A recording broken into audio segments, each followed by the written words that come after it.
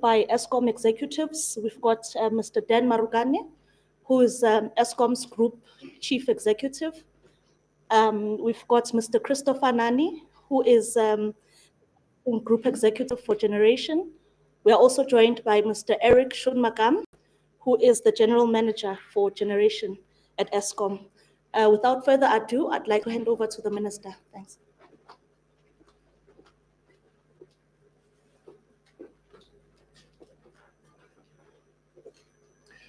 Thank you very much, Tsakani, and good morning to everyone, those who are watching us at home, and also just to thank the members of the media for always making time to facilitate this conversation with the general public. So we are eternally grateful for the media to make it possible for us to communicate with the rest of the country on matters of national importance. And also just to acknowledge the leadership of Eskom, led by the Group Chief Executive, Mr. Dan Marugane. Thank you very much for joining us. So we have, as it is customary, occasion this media briefing for us to be able to take the country through the performance of the grid during this winter period. Of course, in our computation, our winter, we calculated, if you like, from the 1st of April to the 31st of August, of course, May to August rather, just to give you a sense of how the grid is performing. This is important because we have committed ourselves to transparency, accountability, and ensuring that we are able to share with the general public, our customers and the industry, the performance of the grid, so that there's some degree of appreciation on what to expect going forward. Of course, at the end of the winter period, we'll then provide a summer outlook, which will cover the remainder of the year, just on the anticipated performance of the grid, so that we continue to give assurance to the rest of the country on the work that we are doing. So I'm happy to say that we are in good space. When we announced the winter plan, we did indicate that if the breakdowns, what we call in the technical language, the unplanned capacity load factor, the breakdowns exceed 13,000 megawatts, then we think that we might be in a serious problem. And serious problem in this instance means that we might have to initiate load shedding. And depending on the amount of megawatts above the threshold of 13,000, we might have to initiate particular levels of load shedding. So we shared that to the country, but we also said the following when we announced the summer plan. We said that we are confident that we are going into this winter with a system that is relatively stronger compared to what was the situation in 2023, and also we're expecting a number of units to come into play during the winter period. We did make reference to the fact that we now have in our AMA Kusile unit number 6, and we also indicated that we do expect that during the winter period, we will have the benefit of Medupi unit number 4. And all of those things have come into fruition, and that has made it possible for us to say to the country that we have not registered load shedding. And of course, we are anticipating that going into the remaining of the winter and then transitioning into summer, we really don't expect any major surprises in relation to the performance of the grid. Of course, this is a dynamic system. These are rotating units. There could be challenges here and there, and I'll share with you how we're able to address those challenges as and when they appear, because the grid is designed in such a manner that we can call on what we call the peaking plants to help us to sustain the performance of the grid without relying on load shedding, to ensure that we protect the South African economy. So really, that's a function of the peakers. They are meant to, if you like, is a card we have when we are in major challenges, then we are able to play that card so that we are able to keep the lights on. And I'm happy to also indicate that our modeling was, of course, we had made the point that if the losses are 13,000 and below, we should not have load shedding. And I must say that they were doing substantially better than that. Substantially better than that because we are beginning to see that the system is stable, is resilient, is becoming more and more reliable as we move forward. I mean, just to give you a sense that the unplanned outages of the generation units, they averaged about 10,880 over the past 7 days. And we have seen even going below 10,000 megawatts, breaching the 9,000 megawatts point. So that's important because we did say if it goes above 13,000 megawatts of losses, we might have to initiate load shedding. We're substantially lower than that. And I really want to congratulate Dan and the rest of the team, the 42,000 plus men and women at Eskom, for being able to keep their shoulder to the wheel, transfixed on the resolution of what is essentially an existential challenge that continues to face the country, but we are more than confident that we are getting out of the woods. What is this, the EAF? The average EAF, when we aggregate all of the units put together, the EAF for the period the 1st of April to the 8th of August was sitting at 60.14%.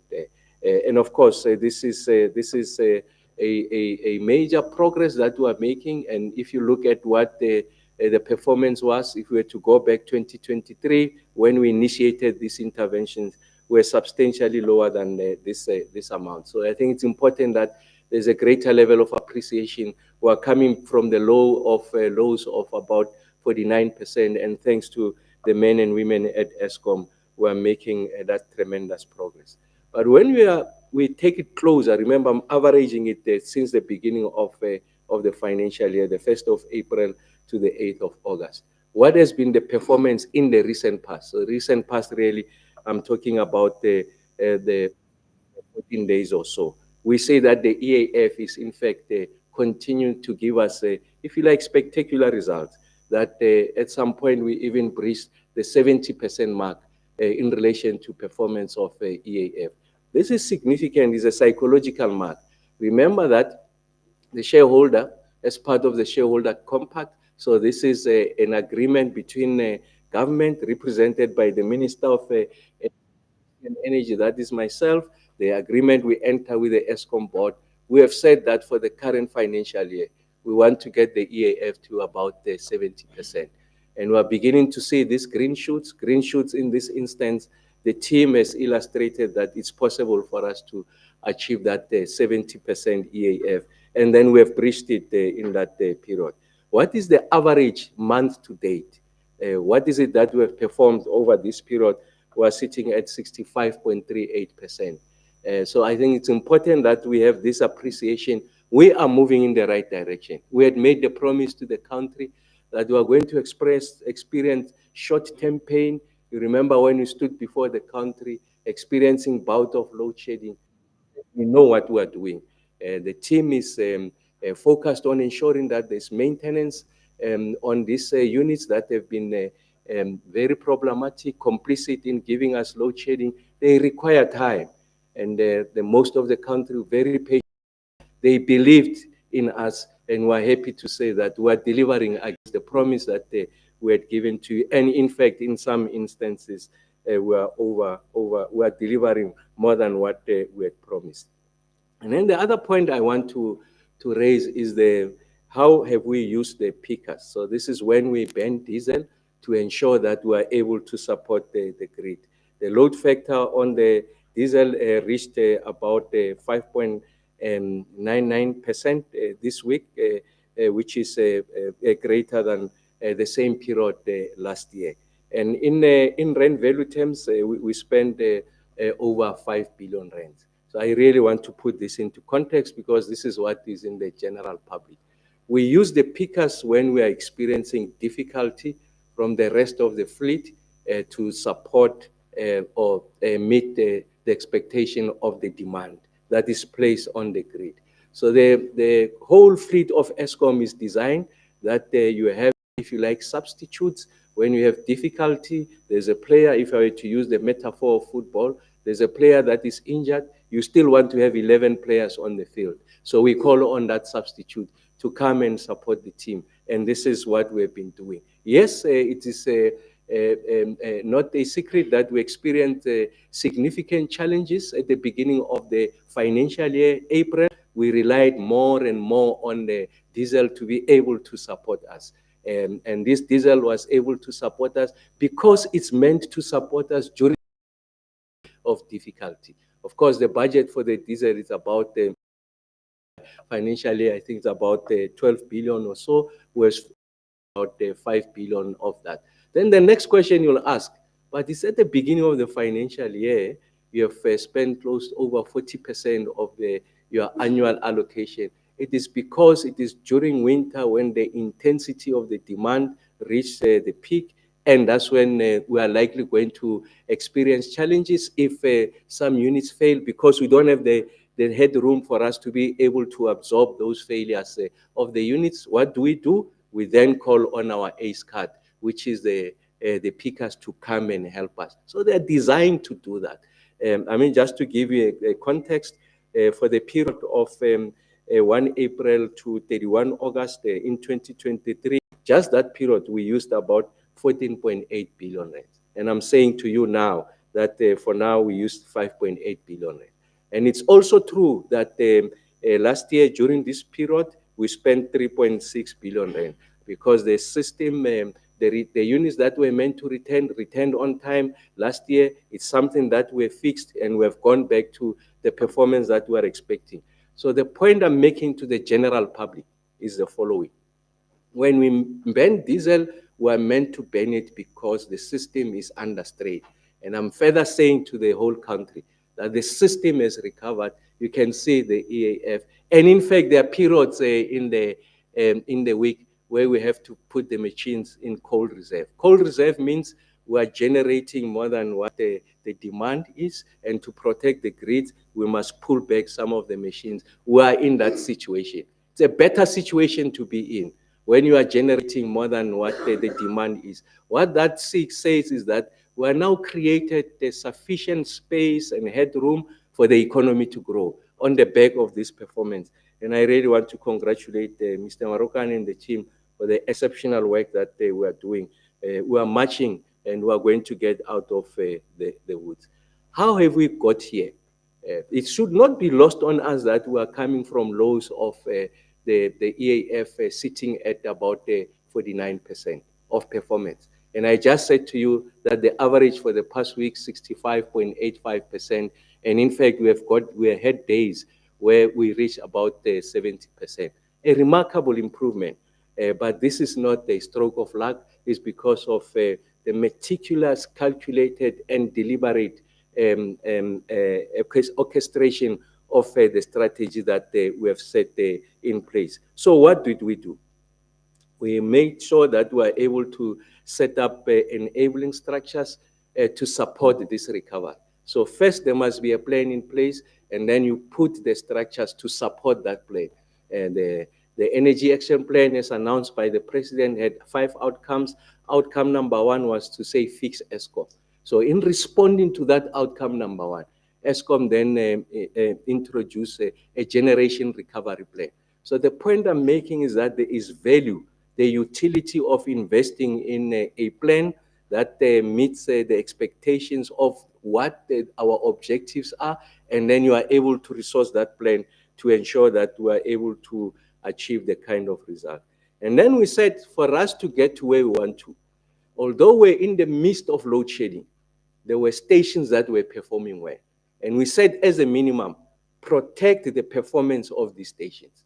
Because if they were to deteriorate and experience the kind of difficulties that are experienced by other stations, the situation will be worse. So ensure that you maintain performance at those stations. What are those stations? Medupi, Letabo, and Matimba. So those are flagship stations from an EAF point of view. They are the ones that did the heavy lifting. When everyone around them, that is the stations, were finding great levels of difficulty, were choking from a performance point of view, they carried the country, they carried the nation. And then we said, for us to get out of this situation, which are these stations that are complicit in the most disproportionate fashion to load shedding?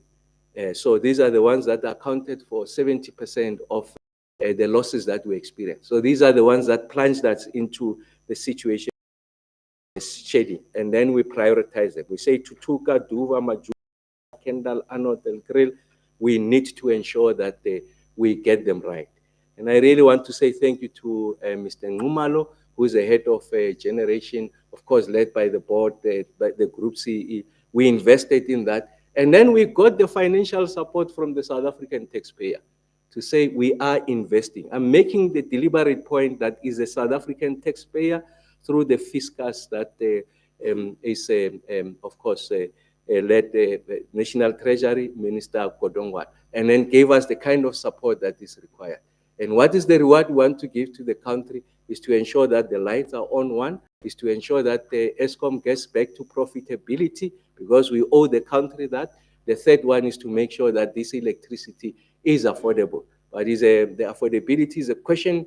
ESCOM is a big part of that, but as a ministry, we're going to address that. Because yes, indeed, we don't have load shedding, but there are many people in many parts of the country that are experiencing load reduction. So that's a downstream isolated capacity constraint such that the infrastructure at the level of distribution and reticulation is not sufficient to provide for the demand that is placed on that infrastructure. Like I said to the country, we're at the final stages of how we are going to resolve load reduction. And remember, we have a template on how we address load shedding. We know that part of that template is to make sure that there's a plan that is financed and resourced. And that's why I said to the country, give me that time. We'll come back. We understand the agency. And in fact, we're just putting final touches, even by yesterday, to ensure that we are coming back to the country. Now we are addressing the new frontier, load reduction, in the same manner that we've been keeping the country abreast in how we are resolving load shedding. I'll come back to load reduction. We'll remain accountable, working with municipalities and other players going forward. And then we're able to execute the Quebec unit number 1 outage to ensure the extension of a license. And that's the work that the team has done. On all of those priority areas in terms of our plan, we have scored above 80%. So it's green, green, green, and that's why the lights are on. But our point was not to end at addressing load shedding. Is to ensure that going into the future, the country is not plunged into darkness. And so what are some of the things that we're doing? Is to ensure that there's a step up. Remember, I said we moved from 49% of EAF. We want to now stabilize at the EAF of 65%. And I just told you that in the past 2 weeks or so, we're averaging there. We want to keep it that before we do the next step move. What is it that will keep us at 65%? We're going to execute the Quebec unit number 1. We're going to ensure that we sustain the performance of this well-performing power station. In that new category of performance now is Kusile. And thanks to the leadership of Kusile is here. He was able to retain unit number 1, 2, and 3. We have kept to the promise we have given to the country and the Minister of Environment. Now Kusile is out of that list of units that were in ICU, it is performing. So we need to ensure that now we must address the skills gap. We can't rely on outside parties to come and help us to perform what is in fact the minimum function that is expected of us. The core function of ESCOM is to keep these machines running. So you need the skills that are necessary to be able to support that enterprise of ensuring that we are able to keep the machines running. So there's a reinvestment in the skills, our own skills internally, take them up a different notch, and also accepting that the configuration of the energy mix is changing. There's more and more renewables that are coming on stream. ESCOM is going to participate in new generation capacity on the renewables. We'll come and share that with you. ESCOM is not a spectator. ESCOM is not just going to the NTCSA, just buying and buying. Eskom is going to participate because the rules are clear on new generation who must participate. There is nothing in the amendment that stops Mr. Marokane and Eskom from participating, and we want Eskom to participate. And that's why those skills are very important. We must address outage sleeps. I must say to the country, this is one area where we are not doing well. Outage sleeps means the following, that we take the machine out, we have planned to take it out, and then we say, I'm taking it out for a duration of a month, I'm going to return it after a month. So if I take it out today, 13th of August, I promise that I'll return it by the 13th of September. The expectation is that because we have planned it in advance, the spare parts must be available. The skills that are required to remove the old parts and install the spare parts are available. Everything is in place. What we have seen is that we are not keeping to that promise. If come 13th of September, the machine doesn't come back, and we have calculated that that machine will come back when those megawatts don't come into place. It places the system under strain, and then we must spend the diesel. And that's why it's important that we are going to ensure that we address that. So that's what we have been doing to get to this 65%. But our objective is not 65%. Our objective is go to be 70% and above. What will it take for us to be there? We said we must return Medupi unit number 4. Medupi unit number 4 is back. Of course, it's not in commercial operation. It's a technical issue. Of course, it's back. They do the testing. They'll take it out, return it, so that it must pass all the tests. Once it's passed all the tests, it moves from one division, it goes into commercial operation. So we must get it into commercial operation. Although we benefit from the megawatt, but technically we want to get it into commercial operation, including Kusile unit number 5, the synchronization of Kusile unit number 6. We continue to focus on the skills. There will not be a point where we say we have sufficient skills. We'll continue to improve, keeping up with the technology going into the future.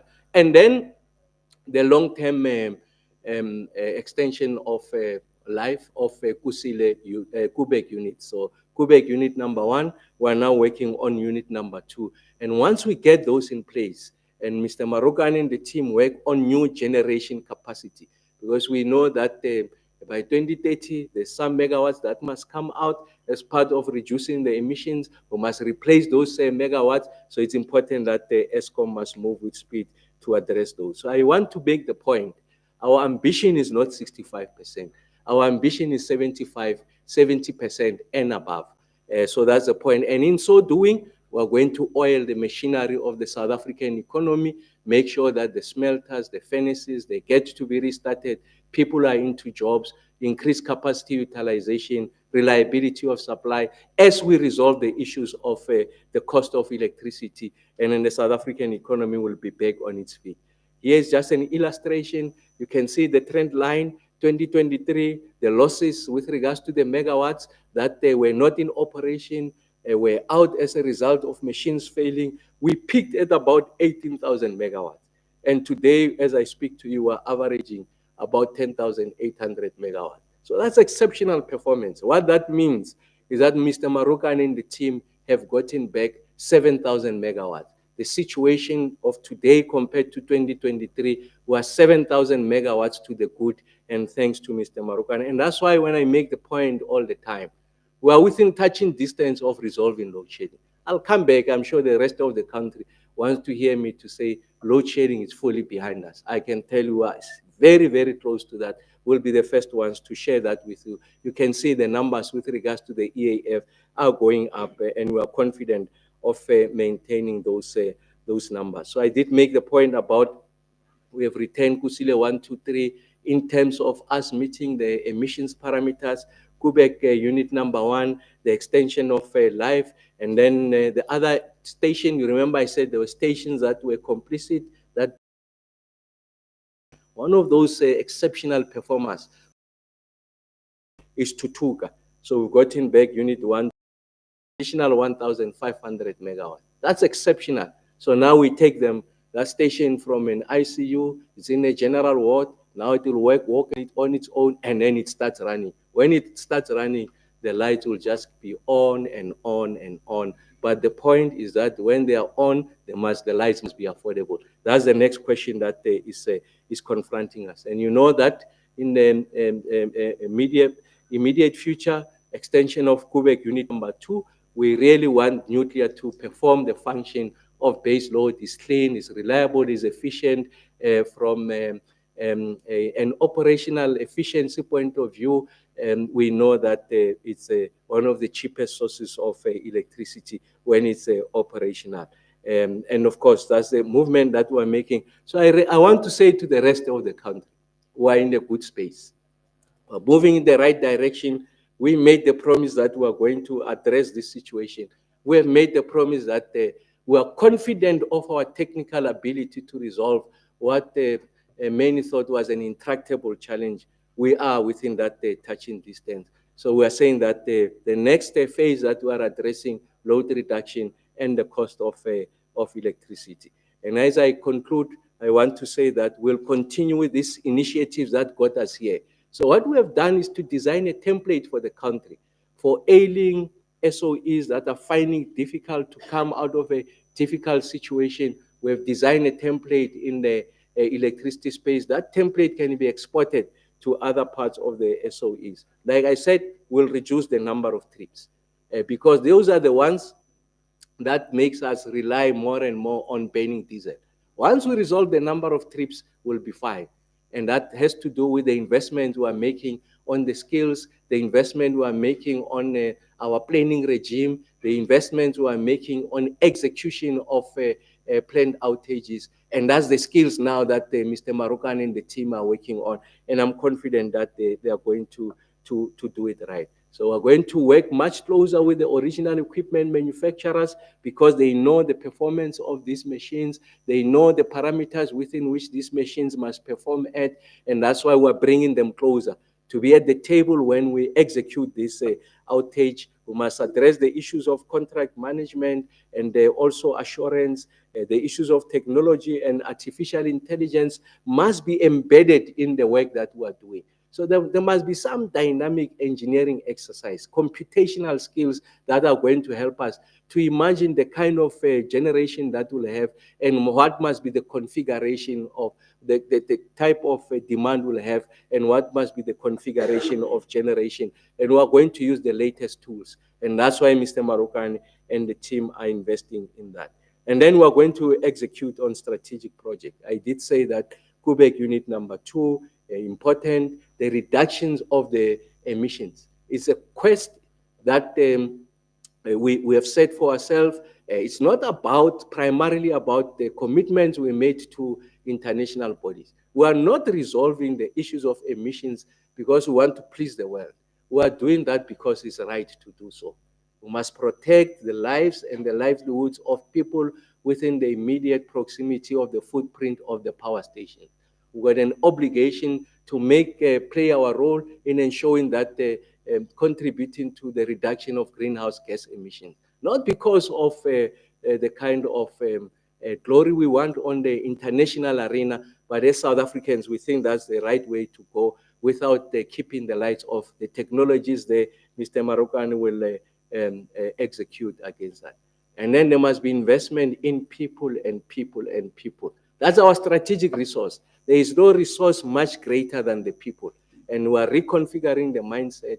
Their projection and outlook must be such that there's an appreciation for them to understand that Eskom is a key pillar of the South African economy. Of course, they are in a bubble, in a power station, focus on instrumentation, focus on the rest of plant, but they must have a bigger picture of what Eskom represents. And when we go to visit the power station, that's why what I get to convey myself and Mr. Marukan, the role and place of Eskom in South Africa recovery, its economy, in getting people into jobs, because we are complicit in contributing to the unemployment lines, because the small businesses in the townships could not operate because the lights were off. They didn't have the capital to invest in uninterrupted power supply, generators and the like. Even those who got generators, diesel very expensive. So we owe it to the country to keep the lights on. They must be affordable, and of course it must be reliable. And I'm confident that we are on our way to getting there. So I want to say to the rest of the country that we're on a good betting pitch, to use the metaphor of cricket.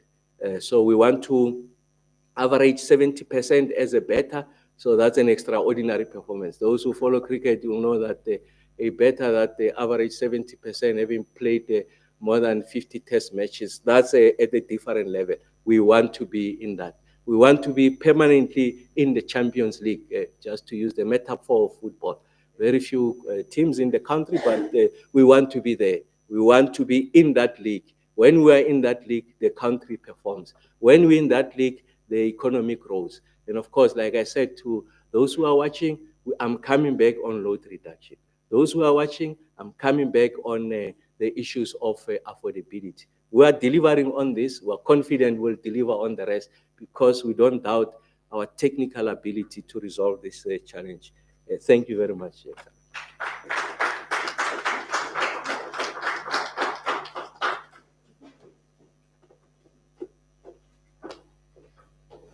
Thank you very much, Minister, for the consistent and transparent key updates and detail on the state of our electricity systems through and through, as we navigate through the various junctures of South Africa's journey towards energy security.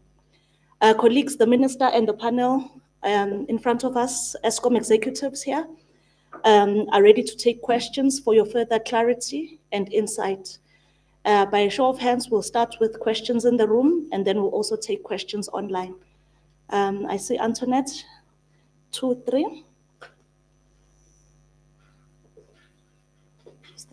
Okay, so we've got 4 questions in that order. We'll start with you, Antoinette, and we'll come to the side of the room. Thanks. I've got 3 questions. The first one is, Minister, when do you expect the IRP to serve the cabinet? And then, I don't know whether Mr. Malapari can assist me. I've asked Eskom how many distribution agency agreements have been signed with municipalities. It hasn't responded to me within 3 weeks, so I don't know whether there's a big secret about that number.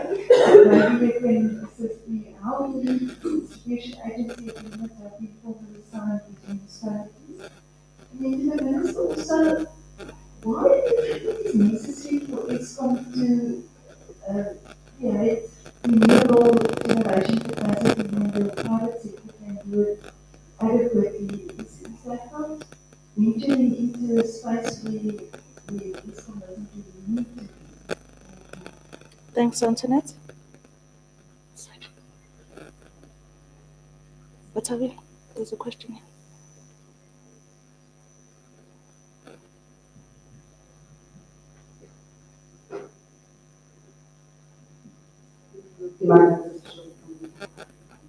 I wanted to find out if the minister spoke about the revenue of the affordability part of the competition, and Eskom is involved in these court cases regarding taking licenses at extent, and is it because of what? And because it seems to be that something that I need to, and you issued a statement as we continue this court case, is what happened with that.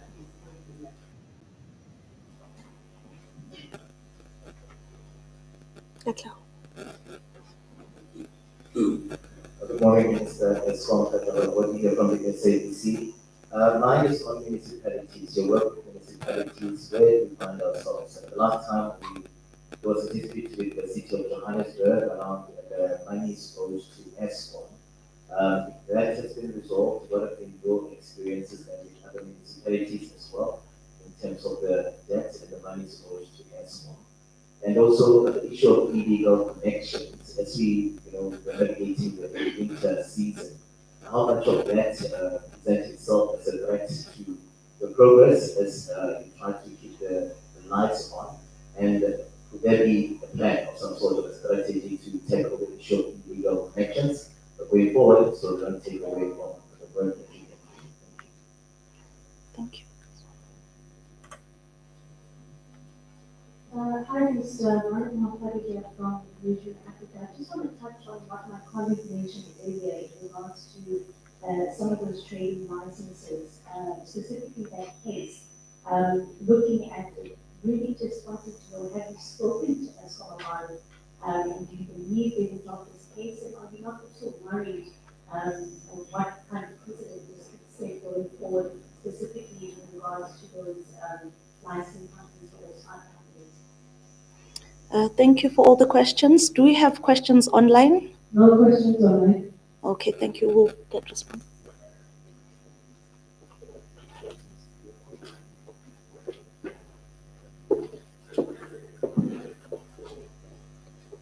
I was just saying, thank you very much for the questions. I was just whispering to the group CEO that all of these questions are directed to me. It's testimony to the fact that the lights are on. Otherwise, you'll have a lot of questions because we are transitioning now. So you can see the type of questions that we are asking. It's about the future electricity industry, and I welcome that. I want to start with a question raised by Dimakatso and Veronica with regards to the trading licenses. So let me start here. Government initiated the reforms, and they were led at the highest level by President Ramaphosa. And the reforms was to ensure that we de-risk the concentration of generation that sits with one entity called Eskom in this regard, and that we must introduce additional players in the space to ensure that there are choice options, but also, as Veronica was making the point, to increase competition. And with competition, there's going to be greater levels of investment in R&D and then improving of the skills. But for the consumer, ultimately the net result is that we are going to cap the runaway tariff increases, and we will get to a point where it plateaus. And in fact, there might be a cliff in relation to the electricity prices. By a cliff, I mean there could be a period where in constant numbers, they are coming down, the electricity prices. So we introduced those. And as part of that package of the reforms, we said that we are going to unbundle Eskom, have the NTCSA, and it is within that framework that the NTCSA received a trading license. So let's not forget that the NTCSA is also a beneficiary of this. So the long and short of the point I'm making is that the reform agenda is irreversible. So we're proceeding with the reform agenda. And then because this is a nascent space, we are starting, none of us have been in this space before. There's naturally going to be friction, interpretation, misinterpretation of what this reform means. There's going to be conversations and in some instances disagreement on the pace of these reforms. The issue whether the regulator is capacitated enough to be able to manage and oversee these reforms. Is this monopoly that is Eskom ready to relinquish that monopoly and accept that they are new players? And what the Eskom team had raised was that we are not opposed to the reforms, but what we want is clarity with regards to the rules. There was an issue we're grappling with grid access rules, and we must clarify also the rules on trading licenses. NERSA then initiated the process of reviewing, of coming up with the rules. The initial timeline was that they will do that within 12 months. And I asked NERSA that the pressure is such that we need to conclude those rules as soon as possible. And NERSA has agreed that we'll truncate that to 3 months without compromising the quality of the input and what the rules will look like. And in that context, I said to Eskom, it's not advisable that you go to the courts. So don't burden the judges to come into this domain. And with the highest the respect we have with the judiciary, don't invite the judiciary into a space that is really technical, if you like. So the minister will oversee this, as they say in my language, marumo fasi. So let's say, wait, the minister will do this within a regimented framework, and that's what we're doing. I've impressed upon Eskom that it is important that we come out of the courts and subject ourselves to the process. But what I want to say is that the reform agenda is irreversible. We are going that line, the trading license, once we conclude this with these rules, the trading licenses will be issued what we're doing, finalize the rules, 3 months, and I'm sure that everyone can bear the 3 months. Everyone wants to have a rules-based approach to this agenda that we're pursuing. So that's the point I want to raise. And then on the issues around what that reform agenda does is that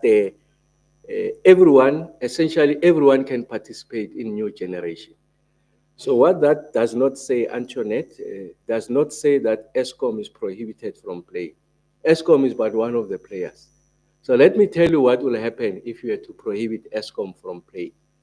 We know that the life of these coal-fired power stations are coming to an end. And in fact, the next generation of power stations to be retired is in 2030. There's a projected, it takes out 8 gigawatts. There's a projected next phase of power station to come out by 2035, another 15 gigawatts. It must come from somewhere. The private sector will participate, and then ESCOM has a right to participate. So when this power station goes out 2030, the next ones go out 2035, ESCOM will be left with Kusile and Medupi. And then we know that by 2050 or so, another 50 years, most of us won't be here. Those units will also have to be shut down. So what you are saying, the argument that says, and I'm not suggesting Antoinette is saying that, she's just asking a question. How we answer that is essentially if we say ESCOM can't consider participation in the renewable, we are essentially advocating for the demise of ESCOM. And I'll tell you what the problem is there. And that's a part of the conversations around the trading license. The conversation is the following. There is no private generator of electricity who will start his or her company with the intention of supplying deep load, with the intention of supplying Khayelitsha or Seshego. They will not do it. The only person who can do that is ESCOM. And to Katleo's question, they are owed over 100 billion rand. Imagine you have invested in a company that is owed 100 billion and it can't collect. You fire the CEO, you fire the chair of the board. We can't do it. Because if I push Mr. Marukane, I push the board, what they will do, they will switch off Tshwane. They will switch off Joburg. They will switch off Ekurhuleni. They will switch off Buffalo. They will switch them off because they are not paying. But it's an SOE, we can sit with them around the table and say intergovernmental relations, and nudge municipalities, get to an agreement the same as Johannesburg. We are not guaranteed that they will keep to that agreement. And I must say for now, they are keeping to that. I'm using Joburg as an example. I'm not suggesting anything. There is no private generator of electricity who invests his or her own money to provide for the poor. Doesn't exist. If that person exists, let me know of that person. He will get the approvals, EIA, everything immediately. We'll give it to him or her. Doesn't exist. So what is part of that conversation, Veronica and Dimakatso, that we must clear with regards to the license? How the tariff is structured is that the rich subsidize the poor. That's how the equation works. So when new players come, they will go for these well-paying people. So ESCOM will be left with the poor or the delinquent. Delinquent, I mean those who have the means to pay but choose not to pay. ESCOM collapses. Municipalities collapse. So this is a major, major policy issue. At the heart of the conversation, what about the poor? That's the question I must answer. We're sitting with a problem now. Look at load reduction. There's no load reduction in major suburbs. We will make an argument, there's no illegal connection, but in some instances, load reduction is not driven by illegal connection, it's driven by an accelerated growth, and then people then increase their demand or the load, and then there's load reduction. Where do we find it? Load reduction. We find it in villages. We'll find it in peri-urban areas, what we call townships. So load reduction has got, if you like, socio-economic characteristics. Load reduction faces the poor disproportionately. Who must carry that? It is ESCOM. When I announce the plan on ending load reduction, I will not say it is this private developer, this new license, this new trader. No, it is Mr. Marugane that I'm saying we are going to resolve load reduction. He asked me the question, but they owe me 100 billion rands. Where am I going to get it? I say we'll resolve it.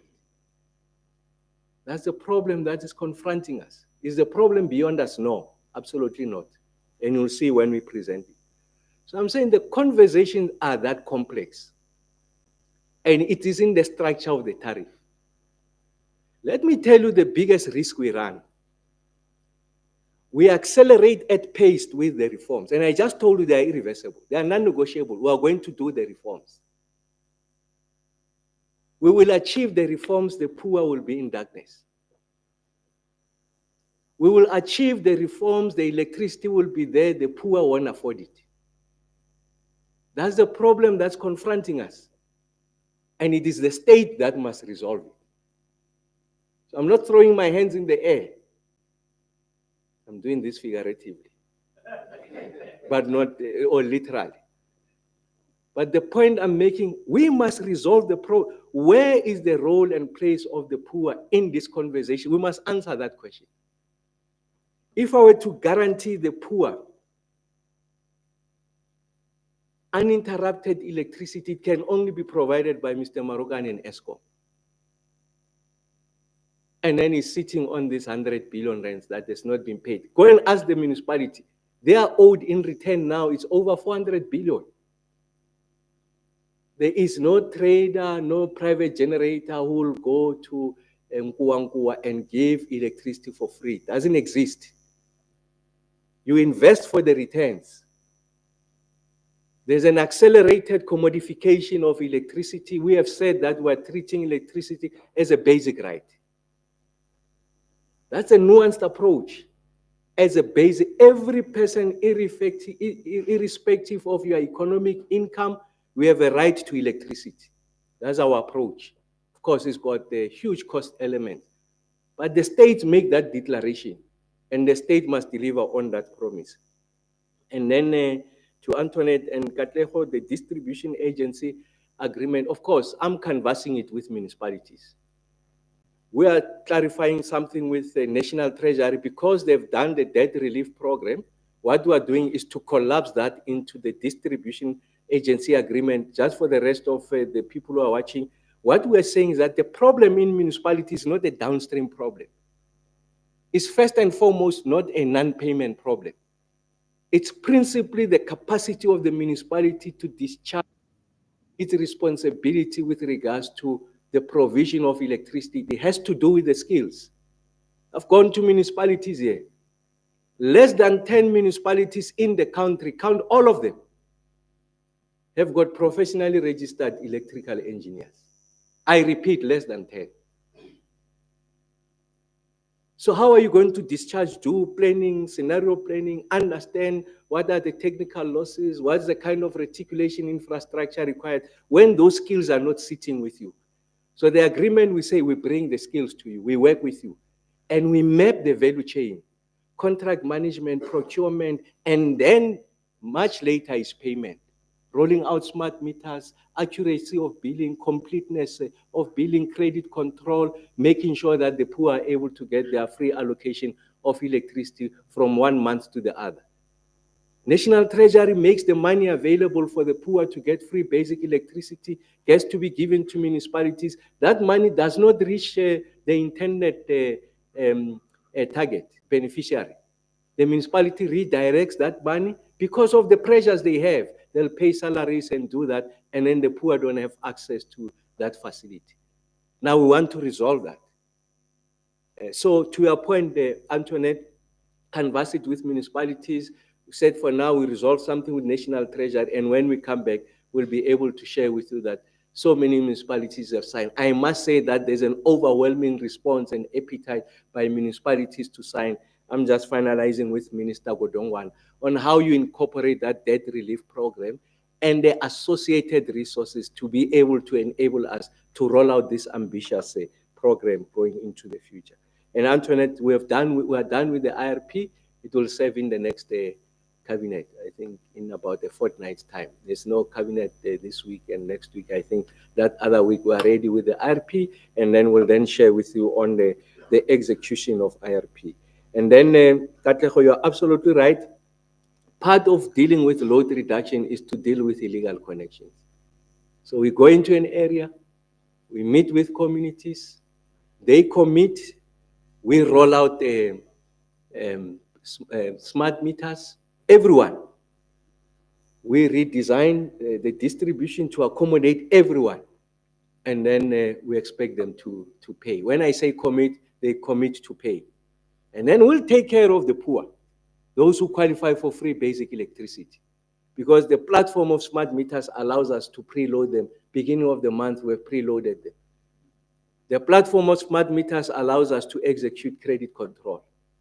The platform of the smart meters allows us to balance the grid where there is pressure now on the grid. If we're to roll out sufficient meters, Mr. Marukan and the system operator doesn't necessarily have to run the diesel. All we do is that we switch off all the geysers in the households remotely. And we pull back on demand. And when the system recovers, then you are able to come back. And remember, it's really during the peaks. In the evening, that period, they can afford the geyser to be off, and then you switch it off, on, and then it warms the water. They were not compromising the quality of life of our people. So the point I'm making is that it's a very complex question. I want to restate. The reform agenda is irreversible. We're going to go through the trading license, will proceed. We'll resolve in these 3 months what those rules are, and then we proceed and ensure that we address this situation. Thanks, Tsaka.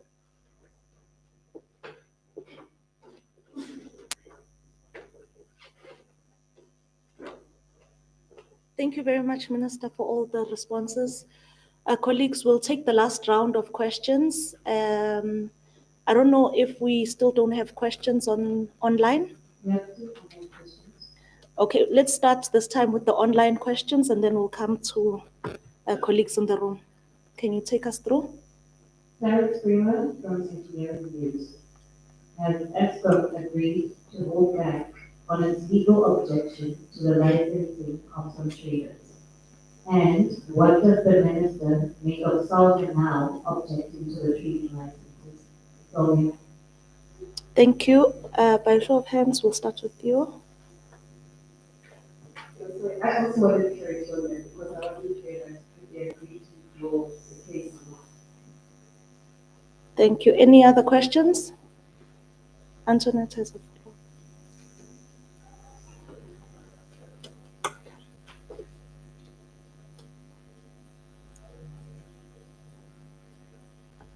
Thank you. Just come back to the distribution agency agreement. I know the one in Notabene and the one in Italy.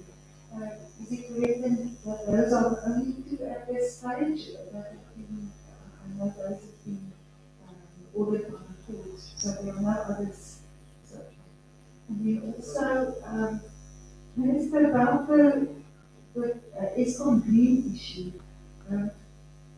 I don't understand why there are problems at distribution level. You refer to things like the interruptions at distribution level, load reduction and so on, and the tariffs. Why even unbundle ESCOM? Must ESCOM get involved in renewables at the generation level while you refer to problems at distribution level? Thank you. Any other questions? This is the final round of questions. We'll take response.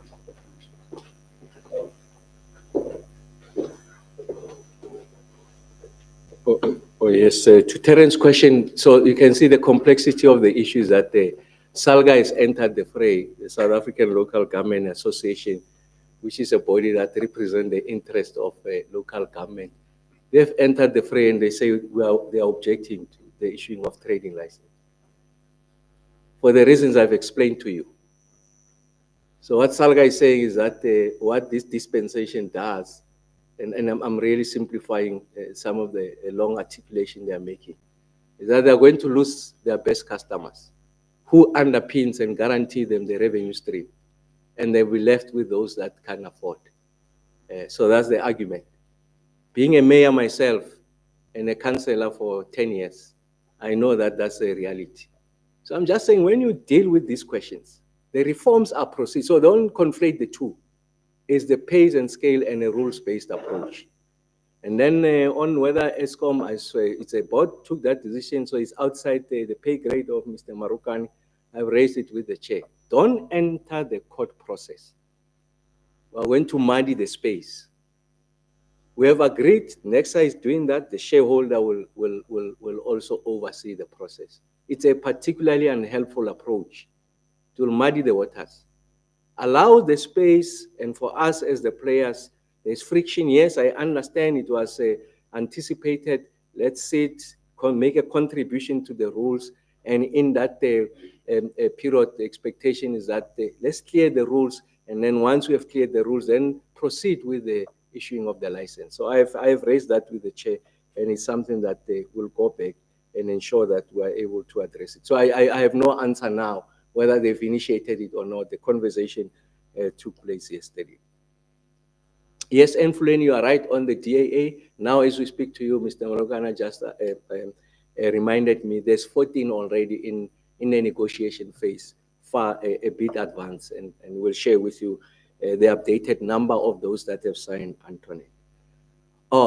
So one of the issues I raised, maybe to Antoinette's question, is that when the experts told us, when I say us, I mean government, I was still at university at the time, that at the rate at which the economy is growing, and also at the rate at which you are connecting new customers, this is 1997, they say in 10 years' time, you are going to run into problems with regards to generation. And what did we say? We say the market will resolve that problem. Fast forward, then you started a situation where you don't have sufficient generation capacity, and quick, you put Medupi and Kusile, you can see what are the outcomes of that. You didn't have sufficient planning, cost overruns, and all of that. I am saying to the country today, we're going to take out 8,000 megawatts, 2030. We're going to follow that by taking out another 15,000 megawatts, 2035. So I must fold my arms and say, no, the market will resolve it. No, the market will contribute. There is nothing in law that says ESCOM cannot participate. If ESCOM's prices are not right, they'll be decimated. But what we know is the following. ESCOM not entering that space is guaranteed to be decimated. ESCOM entering that space, it creates options for the end consumer. So the debate must not be amongst us whether ESCOM should participate or not. The law allows it to participate. Leave that choice to the end consumer. Do I want to buy from ESCOM or do I want to buy from Ramkhopa and Sons? And the choice of that is what Ramkhopa and Sons charges me and what ESCOM charges me. It's an open market. Let's all play. Let the games begin. If they are going to be, they will be decimated. I told the board, you are not competitive. You will die a natural death. But for God's sake, allow them to participate. You tell them enter into a fight, then I must handcuff them. And here's an opponent. You are in for a beating. Says, no, here are the gloves. Wear the gloves. It's a round, 3 rounds. You can't use your legs. It's not martial arts. You can't punch below the belt. Let the best boxer win. That's all that we are saying. We should not be invested in the death of ESCOM. And you are not suggesting that, Antoinette, I'm making a bigger point. I'm telling the rest of the country, ESCOM is a backstop. I was in a debate in Parliament about sometime in July. For the whole week, It was inclement. They never had the sun for 2 weeks. Someone stood there and said that Cape Town, self-reliant, generating renewables. I asked, but we have never had the sun for the past 2 weeks. Solar was the primary energy, is the sun. You convert that into electricity. There was nothing to convert. Imagine I tell you that Kusile is running, but he has no coal. It's not true. It's not. What do? Those who have got solar and PV, for that 2 weeks, they get the electricity from Eskom. They charge their batteries from Eskom, using Eskom. And then we say it must die. The poor lady in Garamgopa can't afford electricity. Tonight, she's able to cook, watch TV, bath. Why? Eskom. I asked the question, give me that generator of electricity, private sector, who's prepared to give electricity for free to the lady in Khayelitsha. We'll give him or her the license tomorrow. We'll support him. Whatever he needs, we'll drop everything, break the rules, we'll give it to him. It doesn't exist. So I'm saying it's a measured conversation. Private sector, yes. Everyone is welcome. We'll make sure that we level the playing field. And the one that does not have the right skills to participate will be decimated. That's what competition does. And we are here. And Eskom, I want to repeat, will participate in new generation. Whether it's nuclear, whether it's hydro, whether it's renewables, whether it's pump storage, Eskom will participate. And let the best person win. And that best person, reliable and also affordable, the customer will decide. Let's not be decide on behalf of the customer. But once more, thank you very, very much. The lights are on, and we intend on keeping the lights on. Thank you.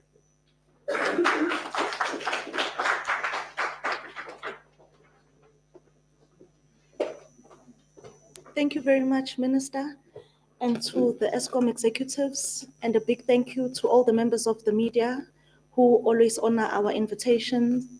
That brings us to the end of today's media briefing. Until next time, have a good day further.